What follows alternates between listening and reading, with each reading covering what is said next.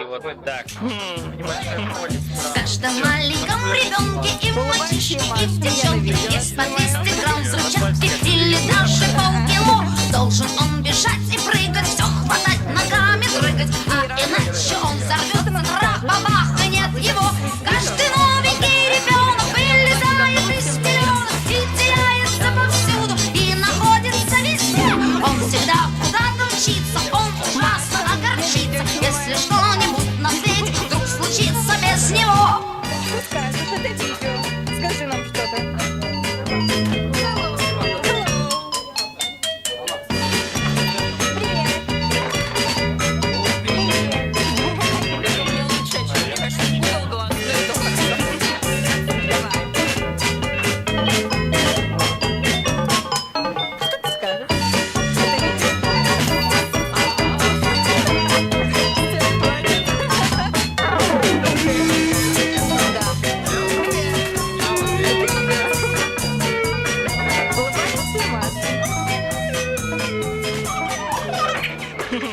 Если на эту штуку надо спрашивать, что это как раз и видно. Да, надо было попробовать. Ну давай. Да, выключи.